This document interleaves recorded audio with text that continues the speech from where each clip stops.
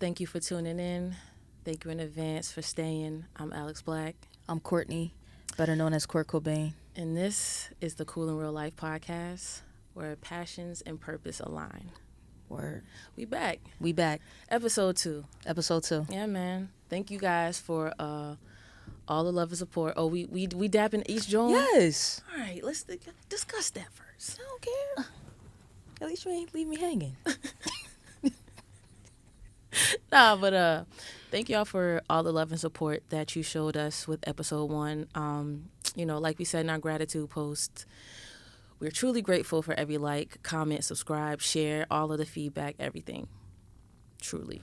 Seriously, the outpouring was crazy. I wasn't ready. I wasn't ready either. I wasn't expecting that much support. Mm-hmm. But I'm gonna say, like, it definitely felt good. Yeah. I felt seen. Yes. So that's dope. Seen is a recurring theme we got going on. Yeah, man. Mm-hmm. Yeah. So we're going to move on into a segment that we like to call What's Your Life Like? What's your life like? This would be the first episode we're introducing this segment. So this is just where we check in as friends, talking about how our month has been. So what's your life like? You want me to start off? Yeah. Man, it's been a long month. I feel it's crazy because I feel like I just was down here in Richmond. That turnaround time was wild. I'm not gonna hold you. Yeah, I feel like I was just here, but it also felt like a lot of time lapsed. So, I mean, my life has been very busy between the brand, starting that off, and just my work, you know what I mean, my career, outside of entrepreneurship. Yeah. That's been also very busy. So,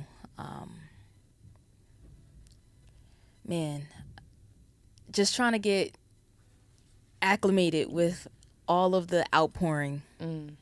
I think that I had to turn off notifications. Yes, you did. I wasn't getting sleep. I work at night. So, we definitely post during the day so that it's on par with normal life, Right. but my life is not necessarily normal. Correct. And I'm like on a different schedule than everyone else. So I've been exhausted. Yeah. I'm not going to lie.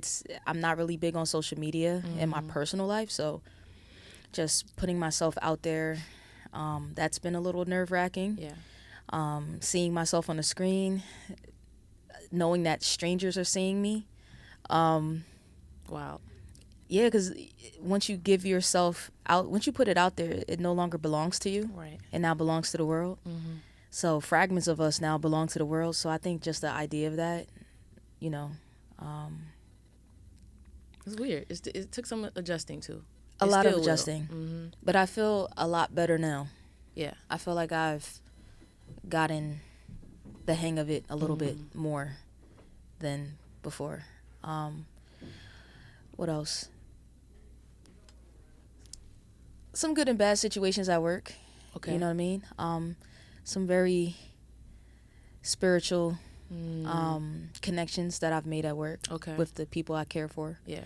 So that's always good, and I'm sure we'll talk about it a little bit more. And what else?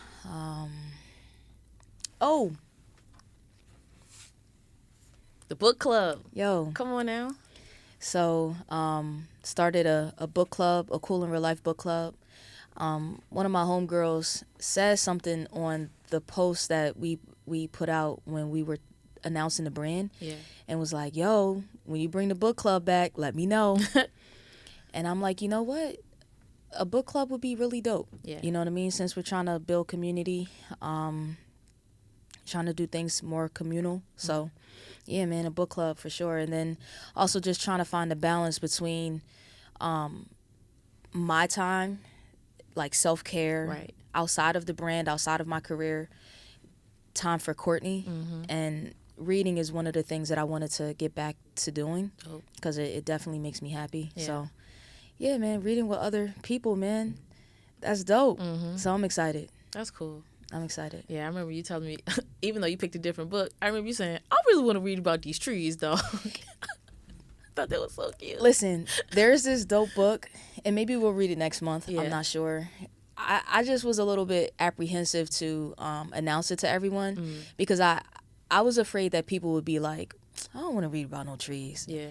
But like, there's a lot that we can learn from nature, and when we're talking about building community and why that's important, trees are definitely very communal, and they understand that it takes all of us in order to thrive. Yeah. So even trees that are from a different species, if the trees in the forest or in that ecosystem realize that a tree is in danger, it will pour resources to it, even if it's from a different species. Yeah. So trees are dope. Yeah. Trees are dope. Cool. I see why you say that. Yeah, man. About the trees. Yeah, man. Yeah. We could definitely be like that, for ourselves. But outside of that, some dope music drop. Just been kind of sitting with that. And yeah, man. What about you? For me, I'm not gonna lie. I'm so glad I had therapy the day after the episode dropped. Okay. Yeah, it was. I think once the realization hit me that once I saw the reception of it, because I wasn't expecting so much so soon. Once I saw that, I almost instantly went into this mode of, oh shoot, other people, you don't know who they are. They like this. They want this. They're expecting something of you. Yeah. Can you deliver? So Wow. I went into this I don't want to say doubt, but it was a weird feeling. And so, I went into therapy the next day, and I was, because, y'all always say oh, you suffer in silence. You do. So you do. But I'm glad I had, therapy, because some things you shouldn't be putting all on your friends. And that isn't something that, because the feedback was just such a happy moment for us. I didn't want to ruin the vibe with whatever I had going on, coming to you with whatever I felt that I couldn't even put my finger on myself. So that's why I talked to a therapist. Yeah. And then she just was, challenging me to sit with myself and figure out why I feel like I'm not allowed to celebrate my accomplishments. Which is because it's almost all right, it happened. It's time to work on the next thing. Yeah. I didn't really take the time to, even though I'm grateful for, all the positivity that we've received, I wasn't really sitting and basking in it like I should have. I immediately was okay, it's time to work on the next thing. And I don't know what happened to me maybe in my childhood or, in my past that I really feel like I'm not allowed to celebrate when I do things correct. It's oh, that's what you're supposed to be doing. On to the next, type of thing. So I'll figure it out. But that's one of the things that I've kind of been just, ever since she said that, I've kind of just been, trying to sit with myself and just pay more attention to how I react to things, how I'm internalizing things. Yeah. Because I didn't have the language to express what I was feeling. Yeah. And if it wasn't for her, she was like, yo, you're not celebrating your accomplishments. Why? This is almost why she was telling me I don't give myself enough credit for the things I've accomplished. Yeah. So it's something I have to, figure out. I saw something a while ago that said, kids who grew up emotionally neglected feel like celebrating is arrogance. That might be a thing with me. Wow. I'm not sure. But that might be, because it does feel like a boastful thing sometimes, and I don't do things like that. Yeah. And so just trying to take into account how my natural feeling is, okay, this happened, this is good, keep working. Yeah. You can't stop and pat yourself on the back, and that's not true. I should be able to sit back and be like, yo, we really did this. Yeah, we man. worked hard. We were intentional about everything that we did. Every little thing we were intentional about. Even when it got hard and difficult for us, I ain't gonna lie, like Sunday when we were premiering, or the next day we had to premiere, I definitely had a little anxiety attack trying to figure out getting it uploaded to YouTube. Remember, I couldn't figure it out. Remember, like, it kept glitching in that spot. I could not figure that glitch out. And try as I might all day to suppress it from happening, it definitely happened. Yeah. Shout out to Knox again for helping on Easter, answering the call. And he was like, "Yo, you Knox, stressed?" Because he probably seen it on my face, you know, everything that was going on. So, yeah, that's basically, you know, how my month has been. Taking notice of that's how I reacted, and how can I be better moving forward. You know what I mean? Just taking some of the pressure up off of myself, because like you said, once we put it into the world, it is not ours anymore. People are going to receive it how they receive it. Exactly. It's not up to me to try to live up to everyone's expectations when I don't even know what they are. Yeah. So that's really, you can't live up to them. Yeah. It's not like a thing. You know what I'm saying? Yeah. Because like my version of you is different from your mother's version of you, is different from Knox's version of you, is different from a complete stranger's version of you. Like, we're different versions to different people. So like there's literally no way to live up to the expectations that others may place on us. Right. And a lot of times other people don't even have expectations of us. These are things that we place on ourselves in an assumption that people have expectations, when that's not necessarily the case. You know what I mean? So I think that wow, that's a lot. That's heavy. I didn't really know that you were dealing with all of that. And I guess that it boils down to like you not feeling like dampening the mood. Yeah. But I think that those are the types of conversations that I would rather have, because then we're really checking in with each other. Because I got a little overwhelmed myself just with all of the notifications. Yeah. Now, mind you, I don't want the notifications to stop. Right.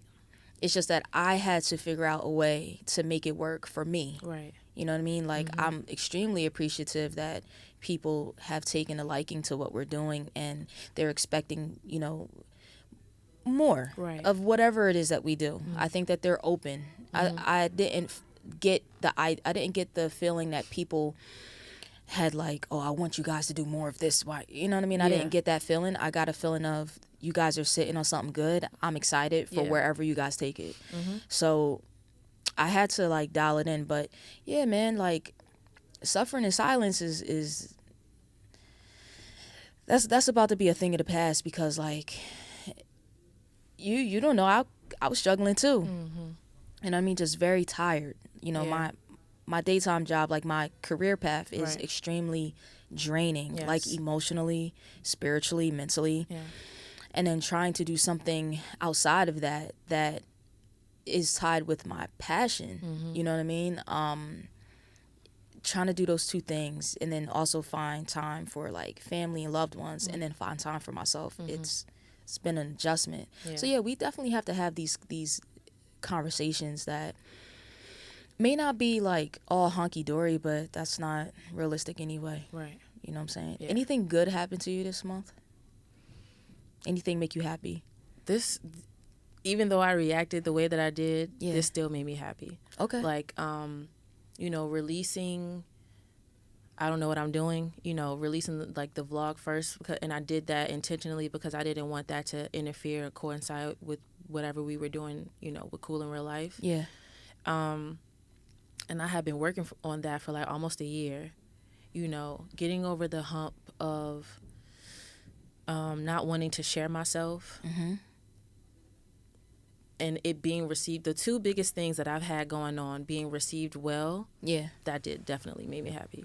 You know, I'm definitely grateful. You know, my baseline is gratitude. I always hold that. So gratefulness, I would say like is the better word. Yeah. We'll have a talk about, you know, happiness, in my definition of that. Maybe at another time. Okay. I'll be talking about that in therapy too, because We'll talk about it. I don't know. I don't Okay. know if I'd be happy, if I'm being honest. Say that We'll again. talk about it later. You don't know what? If I'd be happy. If you're happy? If happy like is a word that I can subscribe to of how I feel. Overall. I don't know if it's happiness. Okay. I know that it's always gratefulness. Mm-hmm. I'm always gonna keep that in the tuck. Yeah. But happiness, joy, all of those things, I'm working on. Okay. And it may need to be that I change my definition of them. You know what I mean? To have a better understanding of it. But yeah, that's that. All right. Yeah. Man. All of this definitely ties into what this next episode is about. What our next episode is about. So, For real. Yeah, in honor of it being May and May being Mental Health Awareness Month, we just wanted to have a discussion surrounding that topic. Yeah. About our mental health. And so, I'm gonna throw the question to you first. Okay. So, when did you realize like that you weren't okay mentally, emotionally? I think I've had moments throughout my life where I wasn't okay, and sometimes the realization was in the moment, and sometimes it was like a hindsight realization. You know what I mean? I think that, I'll be honest, I don't know, man. I think that like the most recent time that I can think of is this past summer. Yeah. I definitely changed my entire diet and my entire lifestyle. So I stopped eating meat. And yes, seafood is meat, y'all. Like, y'all gotta stop. Y'all gotta stop That'll hitting be me up talking great. about, you sure you'll eat shrimp? No, I do not. I do not.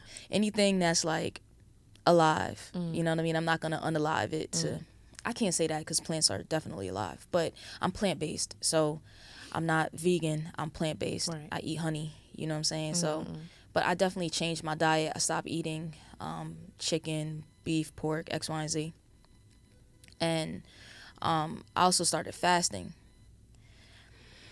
And went through like some family situations this past summer where my mom got sick a couple of times, and it was like very scary. Like we thought that we were going to lose our mom. And that was very, very stressful, and work at the time was extremely stressful.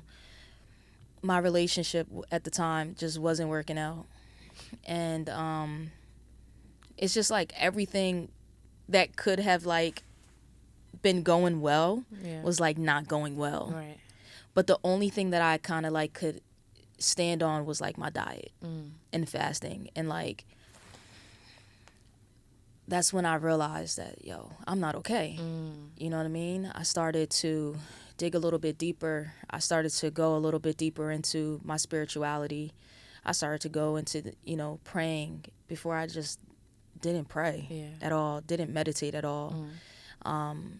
Started to venerate my ancestors and thank their lives and their guidance, continuous guidance. And I realized that I just was not in a space where I felt as though I grieved correctly from 2020. Like, I just, Child, you did like not. how you said, like, oh, it's just back to business. Yeah. Like, it, at that time, like, the entire world was grieving. Yeah, And true. Working in healthcare, I'm, like, in the midst of it. And I remember saying to, like, you and other friends and family members, like, this is not necessarily a pandemic for y'all. Yeah. It's a pandemic for, like, healthcare providers that are in the midst of it and the people directly impacted, like the patients and the patients' loved ones and stuff like that. I'm like, if you have the luxury of, like, being home, just be thankful for that, because, like, what we're up against is crazy. And I just think I didn't have a chance to really ground myself from that. Yeah. You know what I mean? Like, it, because it just never stopped. Yes. It just transformed into something different. Like, healthcare is literally forever changed. Yeah. And I remember, what year was it? I think it was the summer of 2022. I just had a breakdown. That's the first time I realized I had a breakdown. I was spending like a lot of money just frivolously, like just throwing money away, like on a mobile game. I remember that. Literally, like trying to escape reality, Right. like losing myself, like wanting to shed Courtney Mm. and like pick up this persona because whatever Courtney was holding on to at that time was just too heavy. Right. And man, that was crazy. Mm-hmm.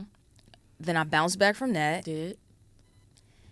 And then, you know, I just realized that there's still some improvements that can be made. So I'm just thankful because the one thing that I remain steadfast on is my lifestyle change. Like, I have not returned back to eating foods that are unhealthy for me. Right. Like, I'm not ever going to tell people what to eat, what not to eat. But for me, eating meat, it was literally making me sick. Eating dairy, it was literally making me sick. Migraines all the time. You know, like poor sleep hygiene, just mental fog, like all of these different things. And I realized that I wasn't okay when I started to feel better. Wow. Dang. You know? Put that on a shirt. I didn't even realize that I wasn't okay until Right. I started feeling better. Mm. But at that point, you got a lot of fires around you. Right. And when you weren't feeling okay, you may have caused some of those fires. And just because you're feeling okay now doesn't mean that you didn't burn something down over here. Oh, you So spitting facts. once I started feeling better, I had to get that extinguisher Put and go to fires work. out. Put some of them fires out and rebuild. Not just put the fires out, but rebuild. Yeah. So that's where I'm at right now. Right. Yeah. For me, when did I realize? It was the summer of 2022 when I realized it. And I don't know, like, really when my mental health started slipping, because honestly, I only realized it because my therapist told me.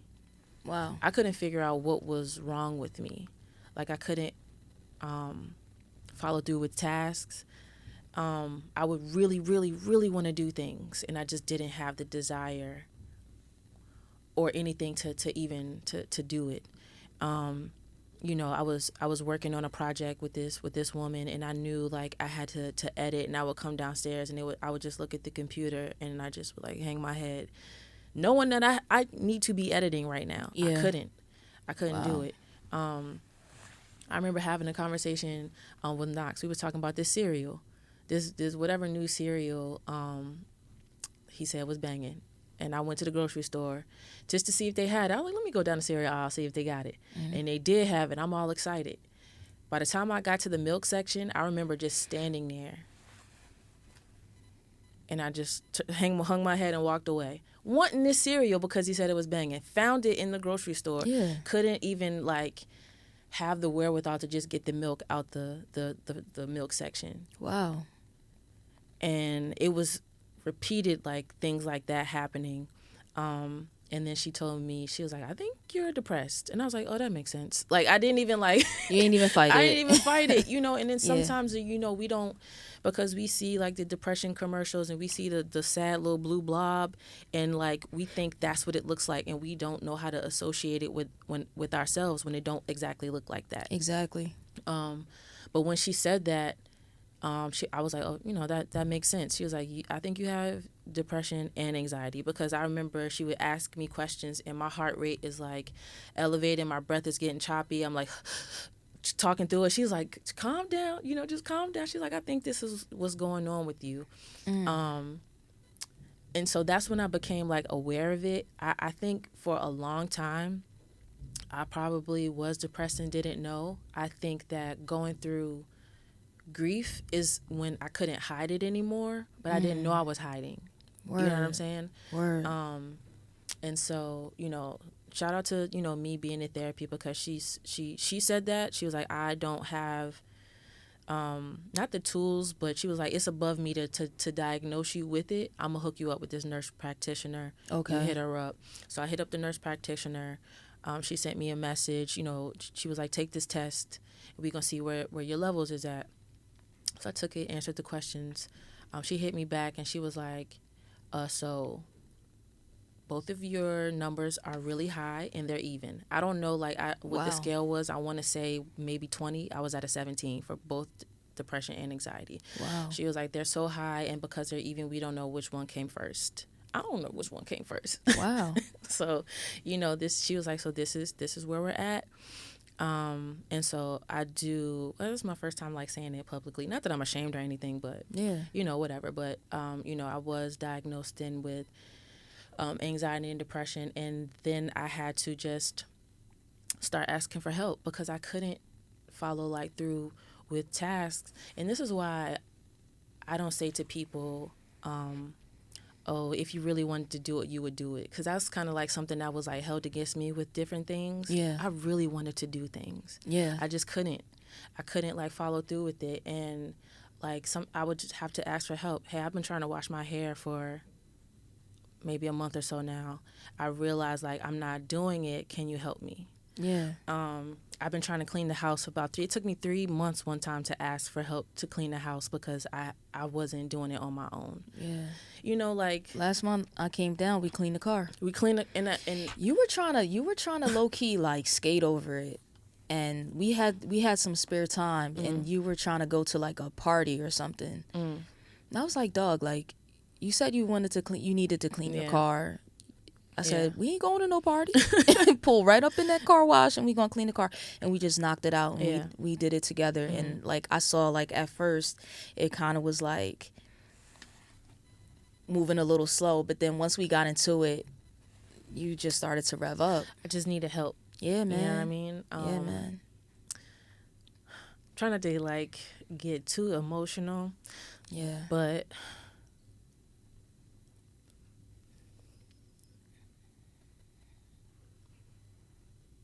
It's okay.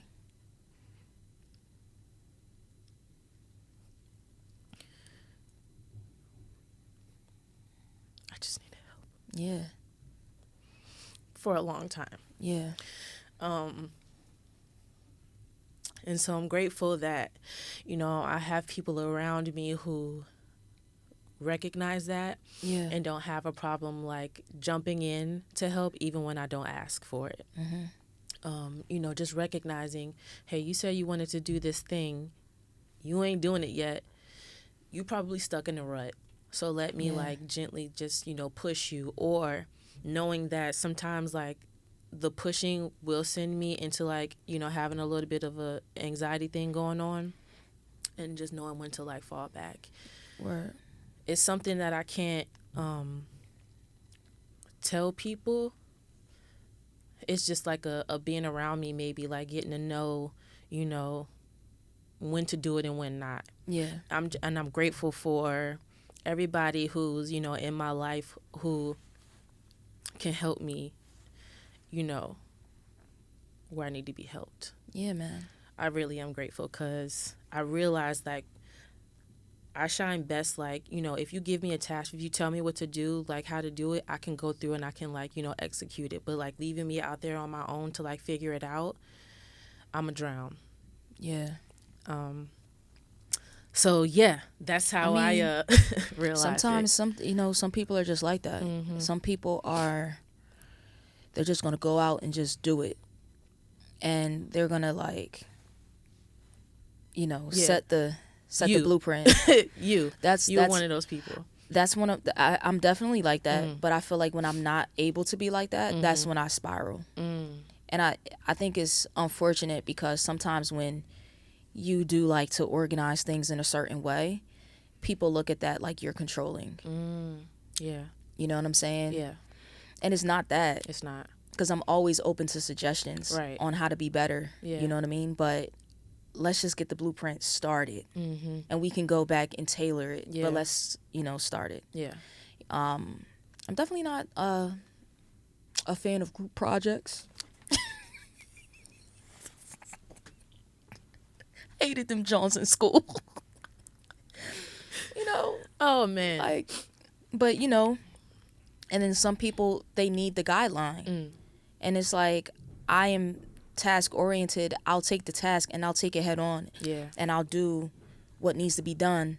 But I need the steps in order to get it done. Some people create the steps. Yeah. And that's, you know, Mm-hmm. I think that you and I are like a match made in heaven as far as that. Like, Mm-hmm. I create the steps. You're like, follow the cool, steps. I got you. And then I also appreciate the fact that like you're not afraid to say, hey, how about we do it like this? Because just because I'm creating the steps doesn't mean that I can't be told anything, Yeah. or I can't be helped. Mm-hmm. You know what I mean? Or just because you like to follow the steps doesn't mean that you're not innovative in your own right, and Yeah. you're not okay with like creating certain steps Mm-hmm. yourself. You know what I Mm-hmm. mean? You just need something in place. So Yeah. yeah, man, that's powerful, homie. Yeah. I felt a little bit of your anxiety when you were trying to like go to that little party, John.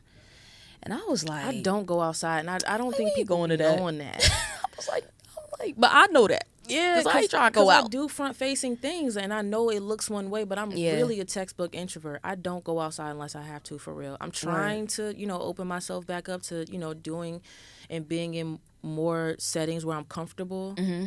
But if it was up to me, for real, I'm gonna be in that house. Word. I'm cool with that. I'm cool with that. I'm cool with that too. You know what I mean? I was just like, I just felt like slight pressure. I think like when you're dealing with people who may suffer from or may be dealing with depression, anxiety, you really got to read the room. It's a read the room situation. Because like you said, sometimes you got to rev up, sometimes you got to fall back. Right. And I'm like, we ain't going to that party. Like you needed someone to take the reins and be like, yeah, we ain't going to that. Let's just clean the car and go back to the crib.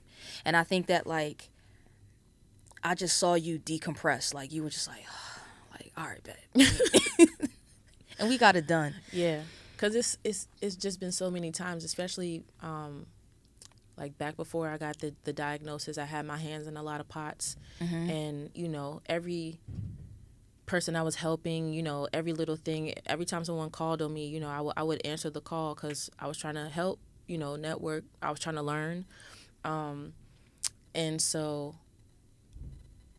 it would stress me out, like when I would be put in those positions, because it's like an internal battle. It's like, I don't want to go to the thing. I probably should stay home and rest, but I don't want to let this person down. So I'm going through this whole battle, and I didn't have anybody saying, just stay home, it's okay. It was, I was just being watched, and then it was like all right, well, you going to this thing, and you putting so much, into this thing, and I just needed help. Where you and I are different in that regard. I am a flaker. If I don't feel called to do it, I do not move. Yeah. I will turn down an invite in a second. Like if anything in my body feels off with it, I'm not doing it. Got you. But I got love for the people, and I thank y'all for inviting me out. But if it feels off, and it's not even necessarily like the event that I might not be interested in, it might be something leading up to the event. You know what I mean? I'm just a firm believer of like that inner voice that I get. Now, mind you, some people just be fleeking. Right. But I just really go off of that inner voice. If anything is like, nah, don't do it, I listen. Because I've been in situations where people haven't listened, and they've, things happen. Yeah. Have you ever told, well, I know, like, speaking about being diagnosed, I know that, you haven't been. You were telling me earlier that people tried to, but they weren't professionals.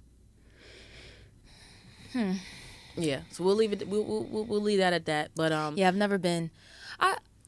I've never been like I've never gone to like a clinical like psychiatrist and like have been diagnosed with depression, but I know that I've had depression. Right. I mean, who alive has never Yeah. gone through depression? Yeah. I think that's the beauty of mental health awareness. We need to be aware that these are things that everyone experiences.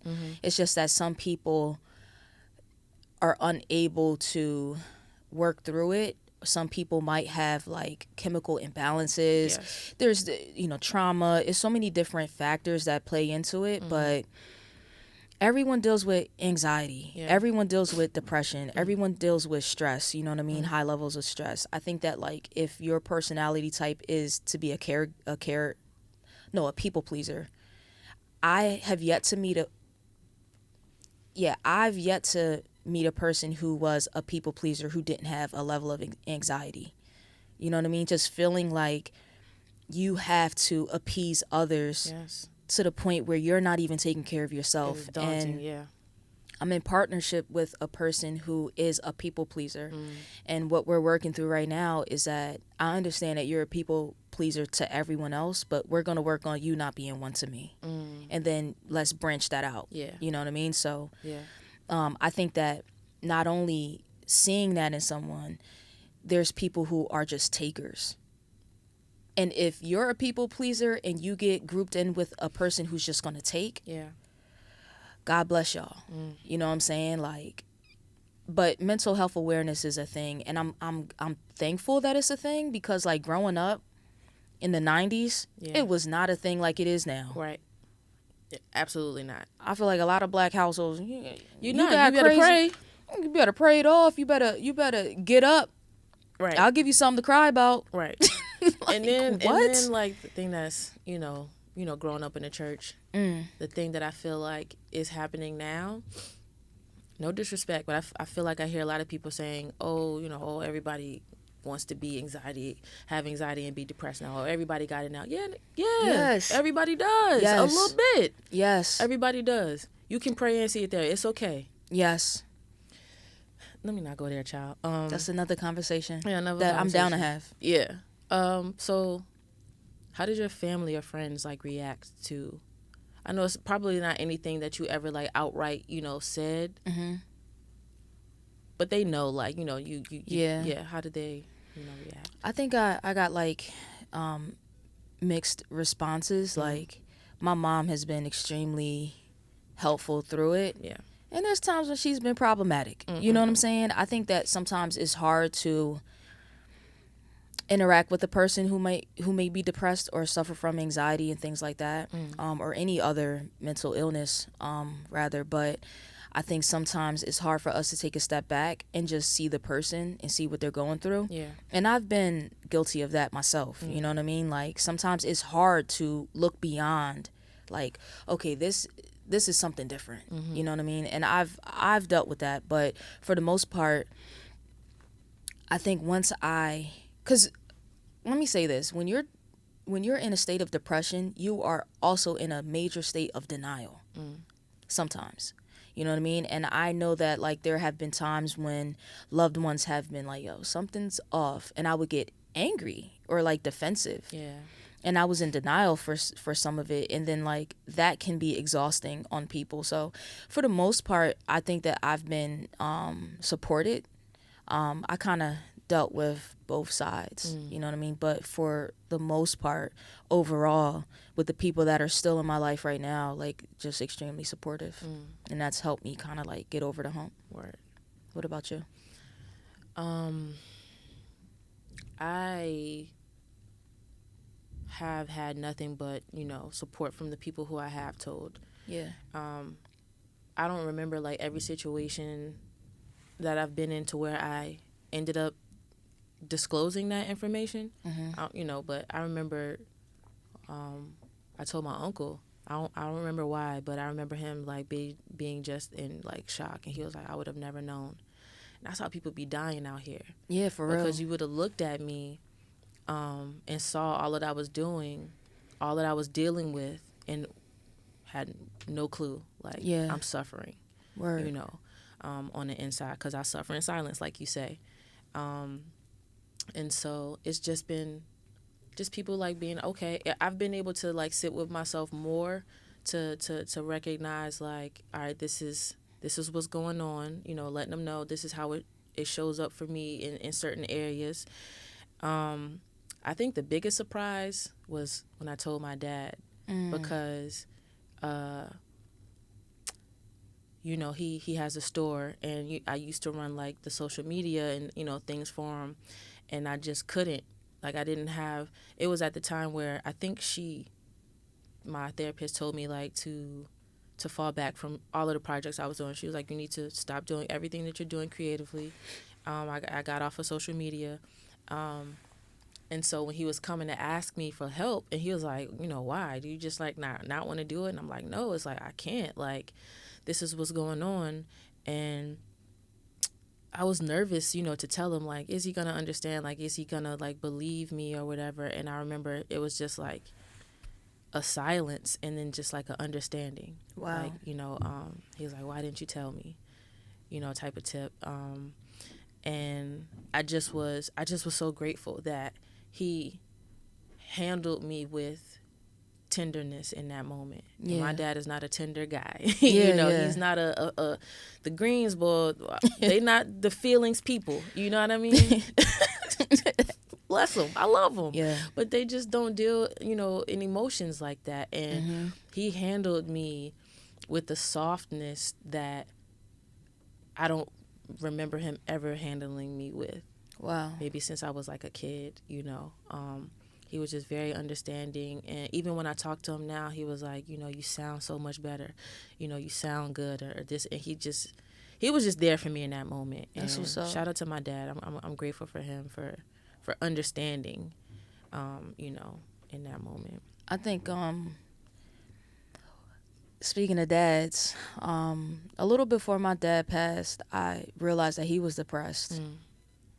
And I asked him, like you said, like my dad's side of the family really don't deal with emotions at all. Yeah.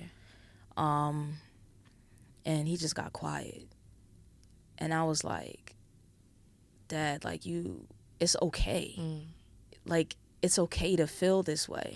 You know what I mean? Like, some things you just can't thug out. Yeah. You got to get help. You know what I mean? Or you just have to come to the realization that it's okay that I feel this way. You know, especially being from a generation where most of your friends have transitioned. You know, my dad had a lot of siblings. Most of them transitioned. Both of his parents transitioned. Yeah. He had a really, really good friend that had recently transitioned. And that was like the thing that like broke the camel's hump, like that last straw. Yeah. And, you know, I just noticed something off in him. And I think that like me being able to talk to my parents about mental health has also helped me.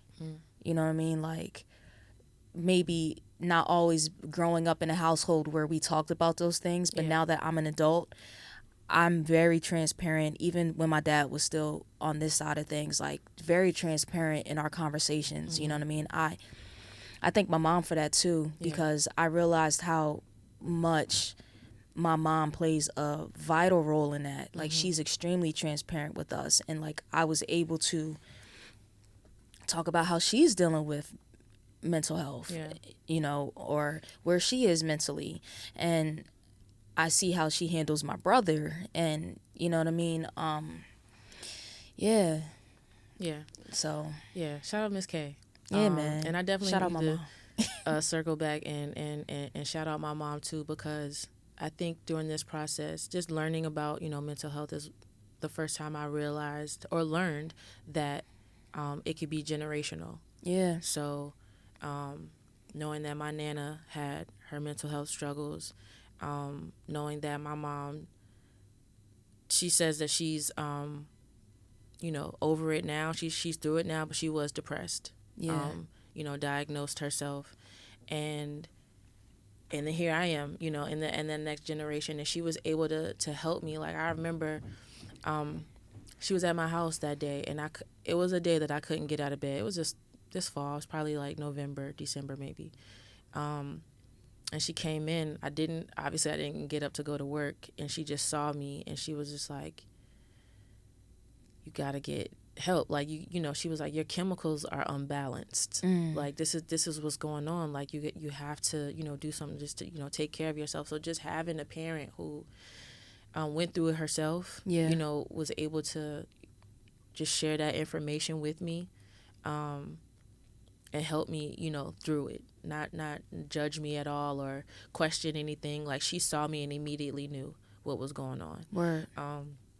So yeah, I'm grateful for, you know, parents who understand, grateful for, you know, being in a position to be able to educate our parents and create safe spaces for them. You know what I mean? Facts. They crazy. need safe spaces. Yeah. Our elders need safe spaces. Yeah. They don't come from a world that's safe, man. They just Not at all. safe. And that's What's why that? she and even how her watching my nana and how when my nana had to take the meds, how that affected her, shaped her decision on not wanting to take them for a long time. Yeah. And the lady like really had to like break down like it's gonna be okay. Like when you're dealing with medicine of the mind, though, you know it is some powerful stuff. So I get it. Yeah. But just seeing how lethargic it made my nana, she was like, I don't want to be like that. Exactly. You know. Well, one of the things like my nurse practitioner, she said, she was like, you know, when you find something that like helps you, why would you not want to take it? Not because of like a stigma surrounding taking medicine of the mind. And I remember having to have that conversation with my mom, and she was receptive, thank God, you know, to that. I was like, Mom, you need to take that. I know it could be a little doozy. Break that joint in half, you know, do what you got to do. But like you found something that helps you. Why would you stop now? Yeah. Shout out to her for receiving that and then, doing it. I did want to talk about, I'm kind of like trying to shape certain things because I want someone to hear it and maybe like recognize, oh, this is happening to me. Okay. You know what I mean?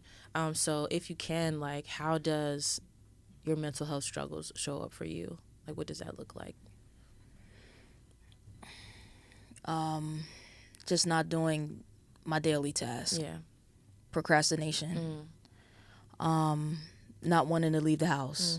More than just being like an introvert. Yeah. Like beyond that.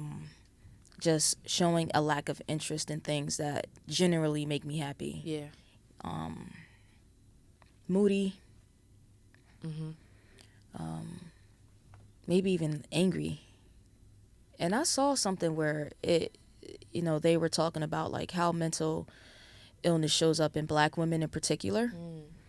How like a lot of times Black women do suffer from depression, anxiety, and it shows up as like a nasty attitude, and it's perceived as that. But what it truly is under the surface is just anxiety or fear. Different fears and like different mental, situations going on. Yeah. So I try to be mindful of that too. How I'm showing up for people. But yeah, that's pretty much. What about for you? You kind of discussed. Yeah, I'm still learning about how depression shows up for me when it's not so severe. Okay. I don't always know how to tell the difference. Like sometimes, I'm in therapy and she'll have to remind me, she was like, girl, that's depression. Like it's not just a regular sadness or this and that. Sometimes I can't differentiate. So I'm still, working on learning. But when it's severe, it's like I can't do anything. I can't get out of bed sometimes. I'm crying. And it's not even anything that triggered it or caused it. I just, will wake up and it's just a heaviness. Not following through, with tasks. Sometimes I do get stuck in a little bit of a rut, and then knowing I need to do it, and if another week goes by, a day goes by, then that'll send me into like in a little bit of an anxiety like spiral, because it's like I should have done this by now.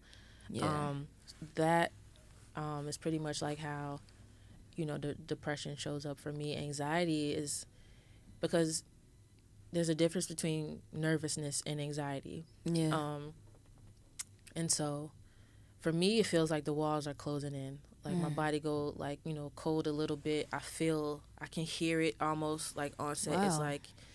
It's like I'm being closed in, and my eyes will start like watering, like my breath gets very choppy, my heart rate elevates, and people are like, breathing doesn't work for me. Sometimes it's almost like if it gets like really bad, I need to lay down and like get in a ball.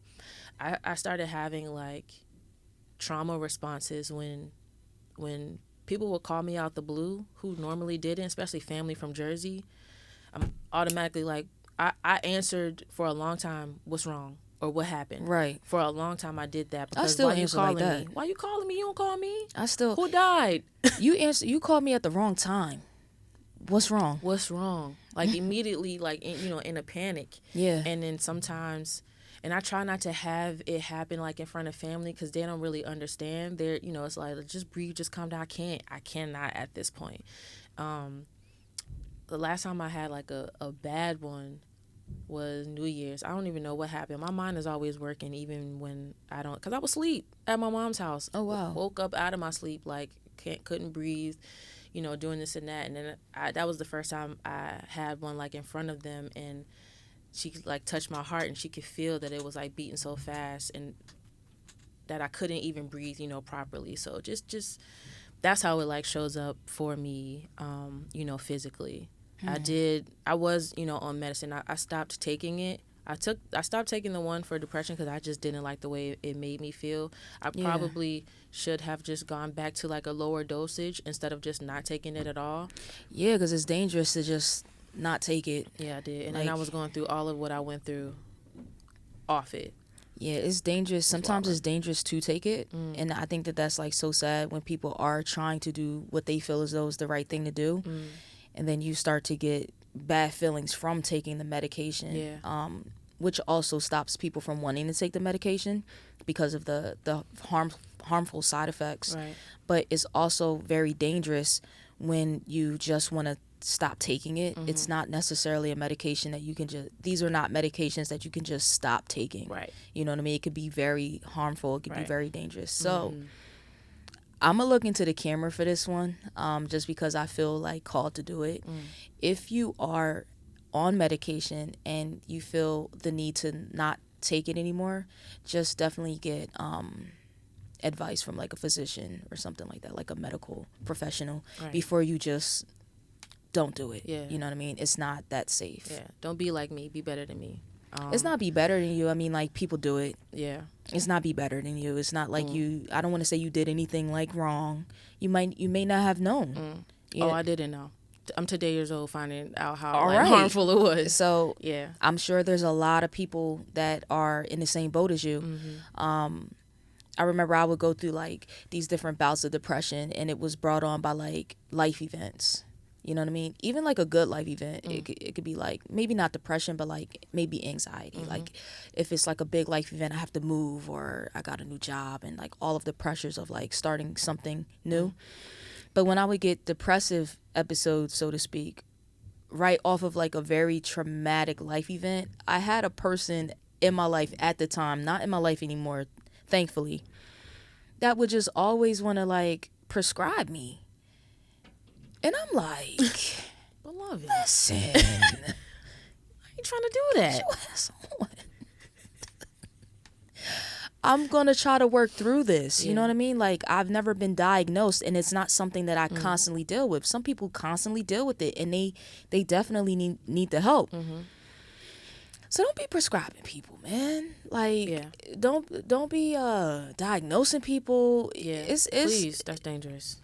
It's nothing wrong with like seeing that something's wrong and like saying, hey, like, I see that something might not be right now. Right. Like, you might want to get it checked out, or is there anything I can do to help you out? Are you going through anything?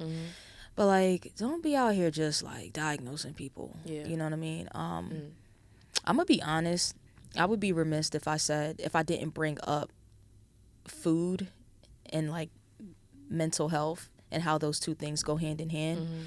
I think that like, and I promise this is not like me trying to stop people from eating meat and stuff like that, but I've noticed that like our generations younger than us, our parents, just with the food industry right now, with not necessarily eating food that is healthy or food that is real, a lot of GMOs and stuff like that, how mental illness has like taken like this, like it's like everywhere.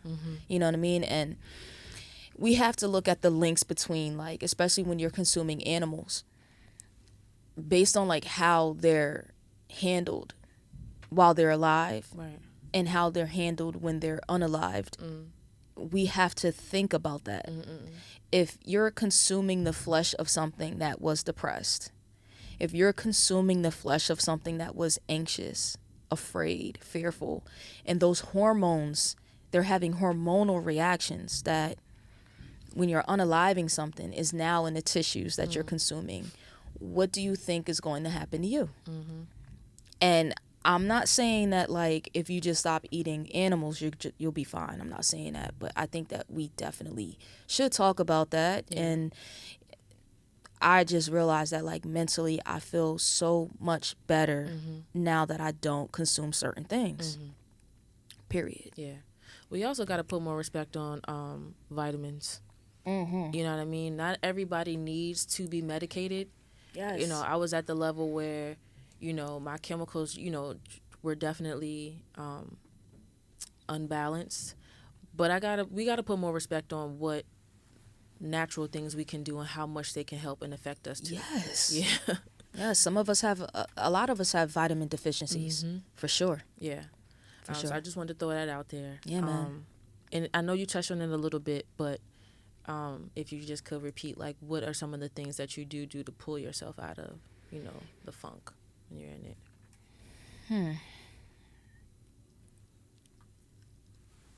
I think now it's more like meditating. Meditating. I do call on my ancestors. You know what I mean? Yeah. Like, there's certain people I call on that's in the ancestral realm right now. I call on God for sure, the supreme being for sure. I realize that like when I'm getting off, I'm like, oh, I got to detox. Like I'm about to actually go on a detox when I get back home, where I'm going to detox all of my organs, my blood, do a parasitic cleanse. Yeah, man. No, because my nail tech just told me about that yesterday, and I meant to talk to you about it. Yeah, man. A lot of us be feeling things. It be them parasites. It be parasites. Yes. Tape. Right, parasites be thinking for us, and all we don't even know stool. it, man. Oh my gosh! All I can't up in wait your to brain. talk to you like after this. Them Jones be everywhere. So Yeah. like, you know, just getting in the balance. But like, I also realize that I feel better in the warmer months. So I think that moving forward, when it becomes cold up here, like the sun really helps a lot. Yeah. And it does go into that vitamin deficiency. But like sun gazing is something I'm about to start probably getting into. I just started like I just tapped in spiritually, dog. Right. I ain't gonna hold you. Like Yeah. I tapped in. I tapped in. I also have to say, astrologically, just being mindful of where we are. Like how we just went through a full moon. We just went through a total eclipse. Mercury's in retrograde. And I know that these things are things that we hear and we're like, what does that mean? I think that we should just be figuring out what those things mean. Yeah. Because the moon, the sun, the shift of the planets, those all impact us, you know what I mean, as natural beings ourselves. So, you know, just being mindful of right now in particular, how am I communicating? If I know that there's different shifts going on, that this might happen, making myself aware of things before they happen, so that when they do happen, I'm not like taken totally like off balance. Like I'm like, oh, okay, I know what this is. Yeah. Oh, Mercury's in retrograde. Word. I'm gonna let you pass. I'm gonna let you live. Go ahead. So I think just staying in balance with myself, staying in balance with. I'm gonna say this too. This is what really helped me, and I can't believe I almost forgot this. I honestly like no longer view myself as a victim of anything. I view myself as I chose the life that I'm living before I arrived here. This is the life that I chose. This is the story that I created with help, of course, but this is the story that I created so that I may gain the lessons and gain like spiritual like ascendance later on, right? Yeah. My soul needs this. So when you approach life like that, then it's like you can't, I don't want to say you can't be sad about things, but you start to seek the why. I want to know the lesson in like why my childhood was like this. Why did I get hurt in this way? Why did I get neglected in this way? Why did I approach harm? You know, why was I harmed in this way? And finding my purpose in life definitely helped me understand the things that were harmful or hurtful to me. Like, I'm a caregiver. Yeah. I recently found out that that's my purpose in life, is to give care to others. Sometimes to give care, you have to go through some things. Yeah.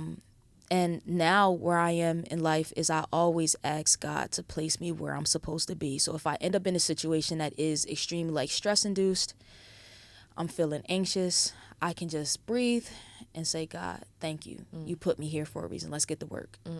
Especially at work, dog. Oh my God. You be saving lives, man. My daytime job be hectic sometimes. Yeah. You know what I mean? So I'm just thankful. And when I need a break, I ask God, like, God, I know I'm here to do this type of work, but I need a break. Yeah. And I've realized that once I started to connect with God in that way, I be getting breaks now. When I wasn't asking for them, they were not coming. I ask for them now. Like, work has been extremely stressful. I know that I'm a caregiver in this regard right now. Yeah. I need a few light shifts for sure. Yeah. And I be getting them. Right. Yeah. What's up? What about you? For me, I just think that I try to just be more aware of what I'm feeling when I'm feeling it. I think sometimes I try to sit on top of my feelings because sitting in them is difficult. It feels like the world is crashing down on me. So I try to like sit above them, most times and not really think deeply. But then when I realize that this is happening, just give myself permission to just sit in it a little bit. Okay, you're feeling this way. Just lay down. You know what I mean? Yeah. You might not be able to push through, and that's okay. Doing things like that to get me out of the funk. And my biggest thing, I think, is just remembering that my baseline is gratitude. Like, thinking of something that I can hold on to that is a tool that I, keep in my pocket to lift me out. Because there's always somebody that's, worse off, than I am. So just, and I don't want to use that as like a cop-out to not, do the work of sitting in and feeling how I feel. But that does really help me to remember that it's not all bad. That does definitely help me from completely slipping into the darkness. It's just keeping gratitude as my baseline. And then just praying, like every time I wake up, like when I feel myself come back to myself from sleep, the first thing I say is, thank you, God, for giving me another chance to get it right. Every time. Wow. Because I know that, like, I could have did whatever yesterday unknowingly. You know what I mean? Yeah. I could have messed up unknowingly, but, thank you for giving me another chance to change it, whatever I did wrong, potentially yesterday. Just, I always say that every day when I wake up. So yeah, just giving myself permission to feel my feels. We talked about that when we first started this brand, started this journey. This is what Cool in Real Life was birthed out of. Like us not being mentally okay. Yeah. Literally. And that was the conversation that we had as friends. I didn't really I don't think we expounded on that before or really gave people all of this because we knew that we wanted to have this conversation. Right. But it was birthed out of us not being mentally okay and us trying to find ourselves or return to ourselves, so to speak. And us saying that, I'm sure people who may think they know us or know of us are not going to know that we're going through all of these things and this is okay. It's okay. I'm not just a cool person.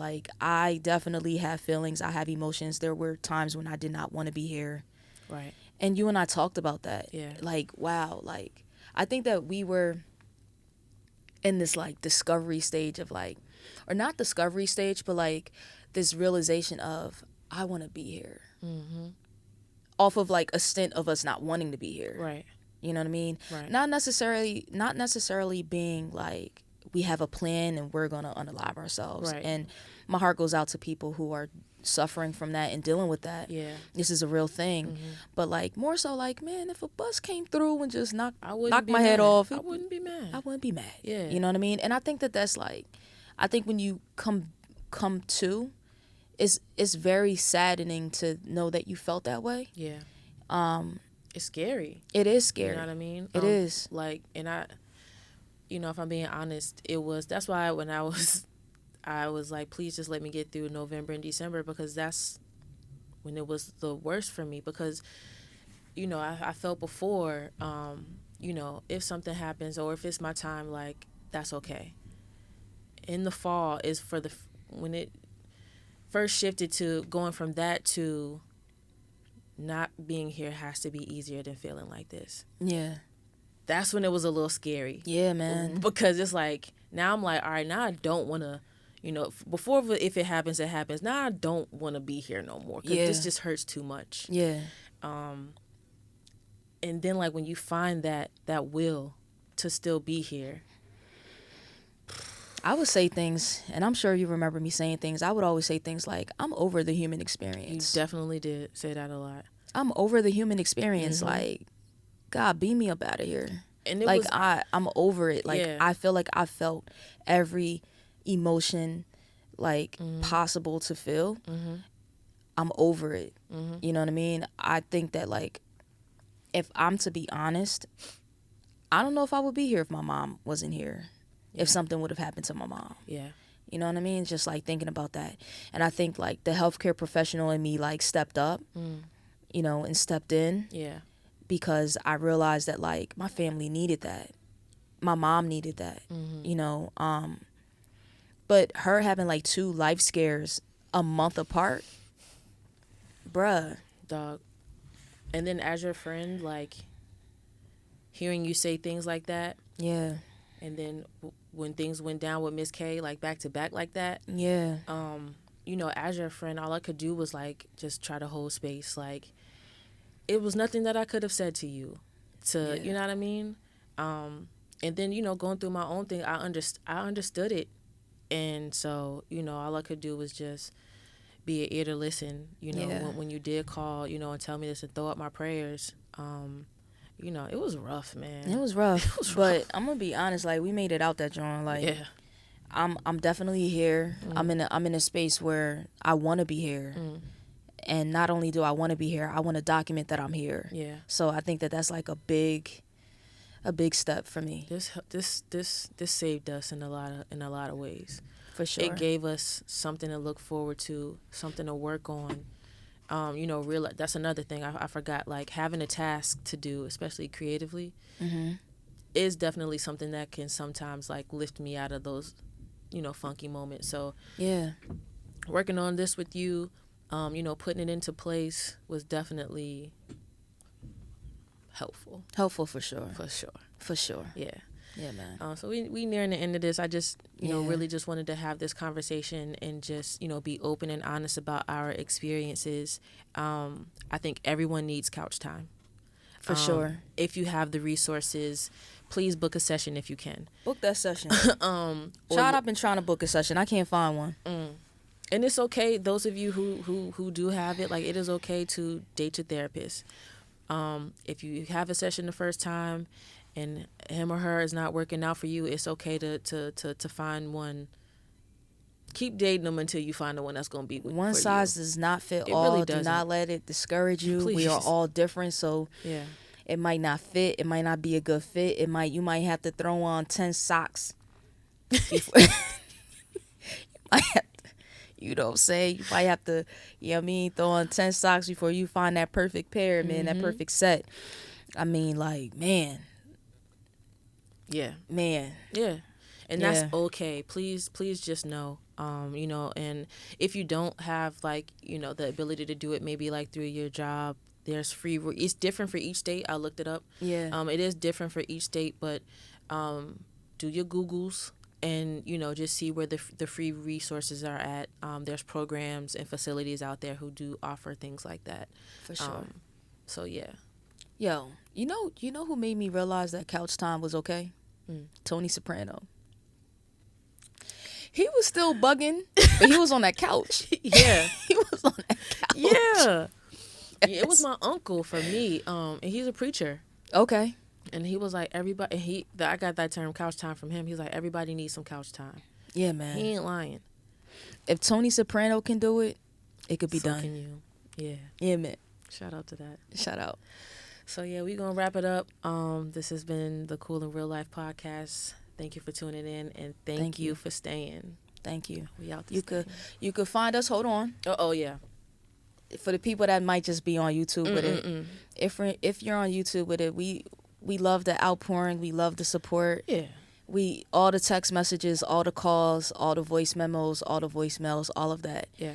But like, we want y'all to put it in the comments. Put it in the comments because people can really probably like take a lot from what you're saying, right? And you might not even know it, right? So, you know, like just share how you feel. Yeah, that might entice other people to share how they feel. Yeah, and we could build on that. Yeah. So if you're on YouTube with it, please like, comment, and subscribe. Please. And it's not because we're trying to monetize any. We would like that, but it allows us to break through these algorithms that these companies are placing on creatives very strongly. Yeah. So when you like, comment, and subscribe, it branches us to more people. Also, shout out to the people that are listening to the audio version of the podcast.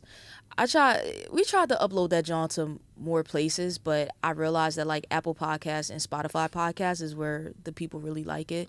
Shout out to the people who are leaving reviews. Once again, that allows us to break through some of these walls that are in place.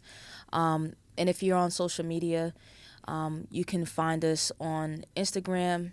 We didn't post a TikTok yet. We're gonna do it. We're gonna do it. TikTok, and we listened. We're on Facebook. Woo!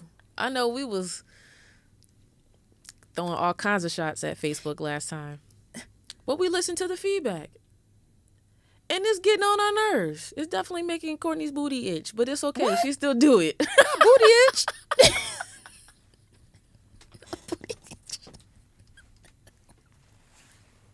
Not booty itch, man. not booty itch, man. Look, yeah. So we're on Facebook. If you can find us on Facebook at just type in Cool in Real Life. You can find us on TikTok and Instagram at cool__IRL. It's a vibe. Vibe with us, man. Please. And please do vibe comment with us. We do need people. All of those lovely things y'all were saying. We need people to see us the way y'all see us. We need people to see those kinds of comments. So, yeah, just throw those on the socials. Listen, the book club. Tap in. Y'all be saying y'all want community. We trying to build. Build with us. Tap in. This is what we're reading. Well, when are we taping this? What month is this? It's April. It's April now. So if you were tapped in, you would know.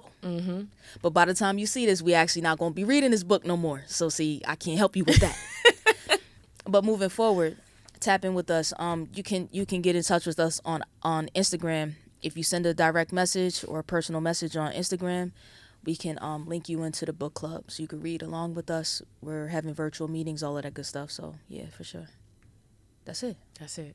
That's it. That's all. That's it. That's all. Catch y'all on the flip side. Lit.